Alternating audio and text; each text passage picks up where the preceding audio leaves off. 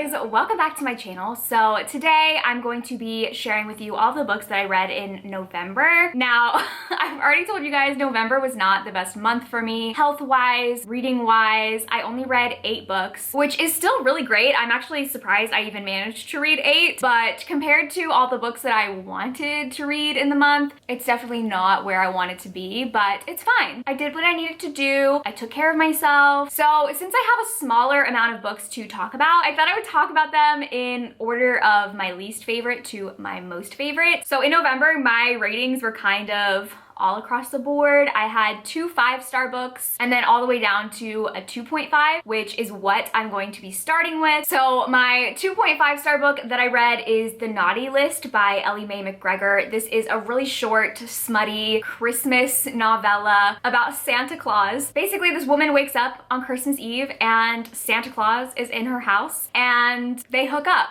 That's like the gist of it. I don't know, I had higher expectations going into this because I have read another book by, or another novella by this author that I really enjoyed. So I was excited to read this one, but it just didn't really work for me. Nothing about it was very sexy. I don't know, I just had a hard time. And it's not the idea of Santa that I had a hard time getting on board with. It was just something about like the interactions and the dialogue. I don't know, it just didn't work for me. There was a couple like descriptions that kept being used that like took me out. For example, the quote, "Oh, and his jizz had notes of freshly fallen snow." Huh? Okay, all right. Your jizz, it's magical. I'd like to wash off the magic currently drying all over my body. Interesting, interesting. There's also a shower scene, which I never like. I don't like shower sex. It's not sexy to me. And then Santa's nipples were pierced, which was an interesting addition. I don't know, this just like, it didn't work for me, but like for what it was, a 50-page novella, it wasn't the worst thing in the world. I did give this 2.5 stars. The next one that I read is kind of similar. It is Paddled by Krampus by Harley LaRoe, who is the author of Her Soul to Take, which is probably my favorite romance book of the entire year. So I was very excited to see that she had a Christmas Krampus novella. This one is also very short. I think it's even shorter than the other one. This one I only ended up giving 3 stars. I did think that it was hotter than The Naughty List. Like the steamy elements of this I think were definitely written better and I wasn't cringing. Basically, this is about a woman who is like the apprentice to this magician, and she late one night steals this potion that he made that is supposed to give you like very long lasting orgasms. So she drinks the potion and then Krampus shows up because she's been a bad girl and he needs to punish her. I did like all the scenes with Krampus.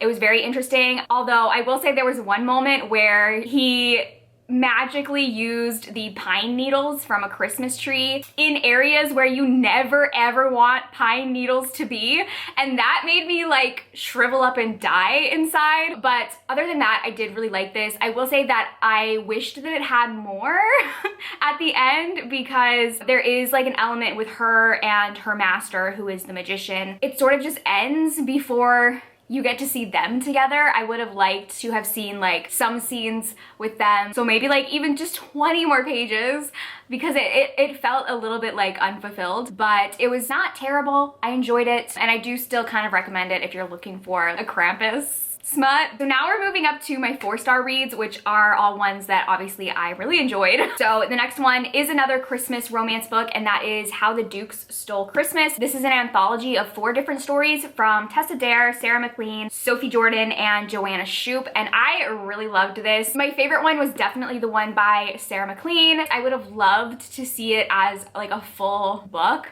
but all of these stories worked really well as novellas, and this was just a really great Christmas anthology. I will have a whole like Christmas romance reading vlog where I talk about each story individually in more detail, but after reading 2 like not amazing Christmas romances, this was an amazing departure. So the next one I read, which I also gave 4 stars, is The Death of Jane Lawrence by Caitlin Starling.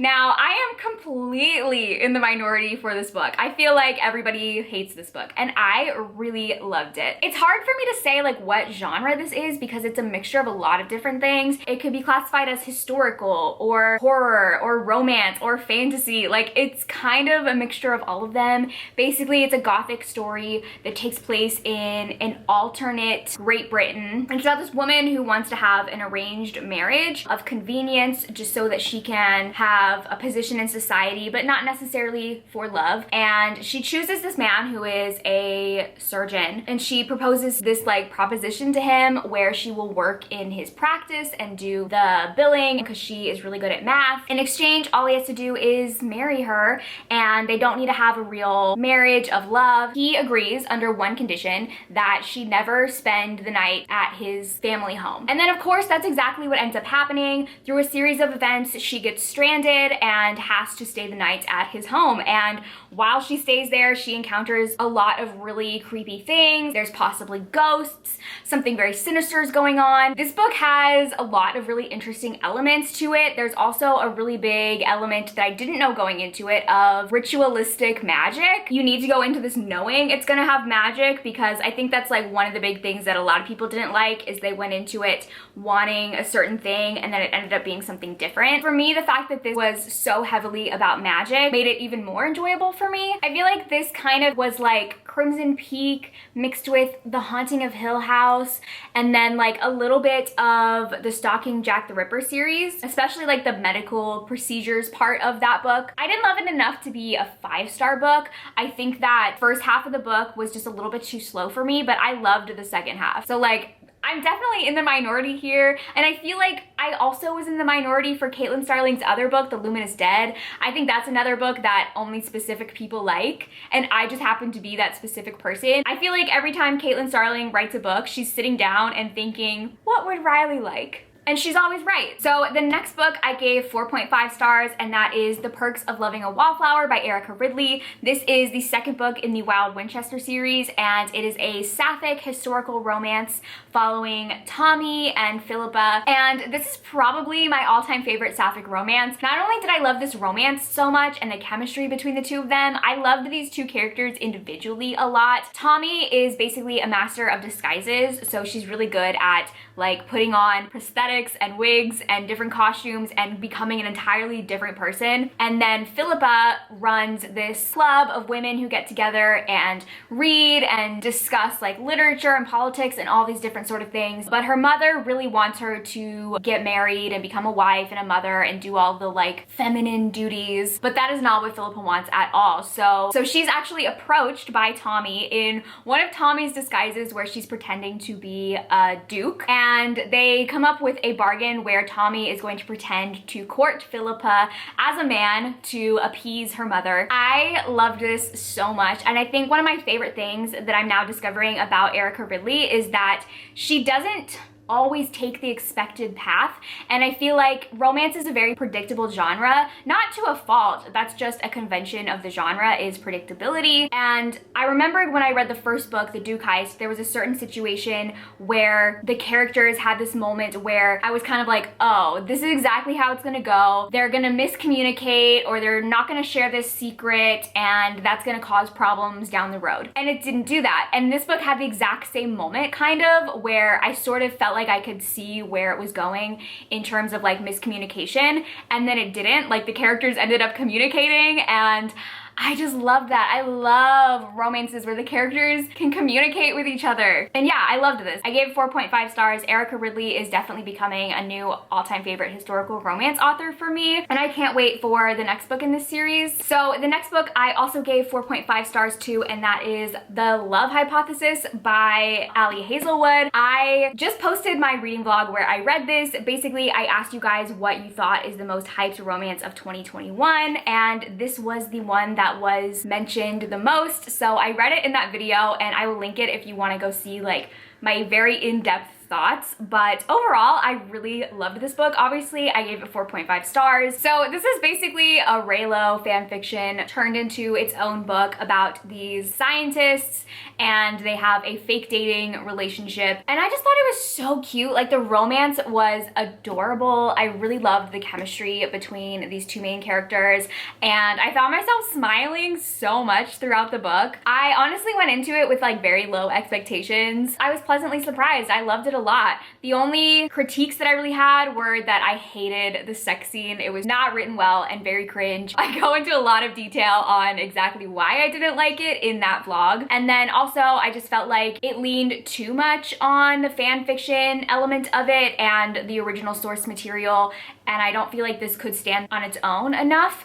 But I mean, other than that, it was a very cute romance, so I am excited to read more from her in the future. The last two books that I have here were my 5-star reads for the month. The first one is Window Shopping by Tessa Bailey. This is a Christmas romance that is hands down the best Christmas romance that I've ever read. Tessa Bailey really watched Ted Lasso and said, oh, a sunshine man? But what if he's also a freak in the sheets? So basically this is a grumpy sunshine romance where the woman is the grump and the man is the sunshine. So she's recently been released from prison and is walking down the street, and she looks at this department store window display, and while she's looking at it, this man approaches her and is asking her all these questions about the display, and then he offers her to come interview for a job to redecorate the display. And it turns out he is the owner of the department store, and he's like very attracted to her and he just wants to talk to her again. He ends up hiring her because she was the best for the job, despite the fact that she has a prison record. Their romance was so good. I just loved everything about this. Like,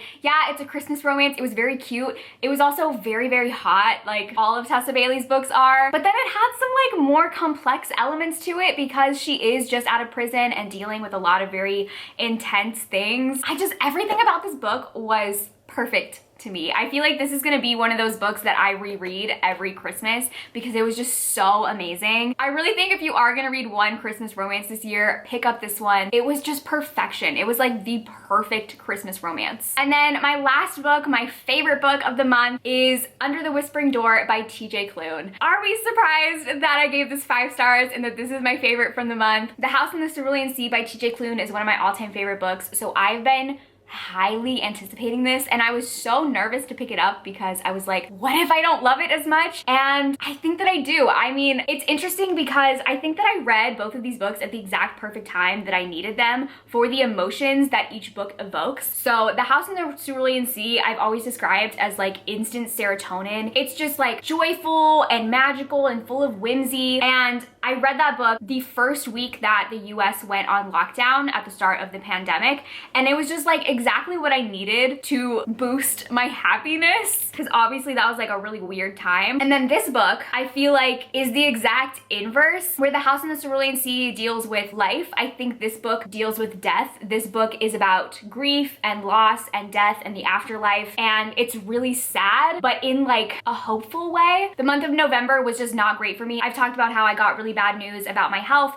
and I sort of needed something where I could wallow in my sadness and like almost grieve for myself, but then also have this element of hopefulness and looking forward to the future. And that's exactly what this book gave me. So I really feel like both of those books are ones that I just read at the exact perfect moment of my life. So basically what this book is about is this is following a man who is an asshole. He sucks in life, and then he dies. And when he dies, a reaper comes to collect him and bring him to the ferryman who is responsible for getting the newly deceased from the old world into the afterlife. And he's kind of like the emotional support guide of the newly dead. But the main character is not ready to depart this world and his life, and he still has a lot of things that he's holding on to. So he hangs out at the tea shop, which is like a way station. He is given 1 week to come to terms with his death and his life and become a better person before he crosses over. I loved this book so much. I loved the cast of characters in this book. We have the ferryman who the main character has a romance with, his very adorable grandfather, a ghost dog, and a reaper. And I just loved all those characters so much. This book really reminded me of like A Christmas Carol and Scrooge. The main character definitely had major Scrooge vibes. And then you have these 4 people who are sort of helping him to become a better person and learn about his life and realize mistakes that he made. I just loved everything about this book. It's definitely going to be a favorite for the year. And I was recommended to have tissues on standby while I read this, and when I was reading the first half of it, I was like, oh, I'm fine. It's not that sad. I pretty much cried through the entire second half of this book. Like, full on like sobbing, and I was like trying to read through my tears. I'm pretty sure there's certain pages in this book where I've left tear marks. This was amazing. So those were all of the books that I read in November. Thank you guys for watching, and I will see you in my next video. Bye!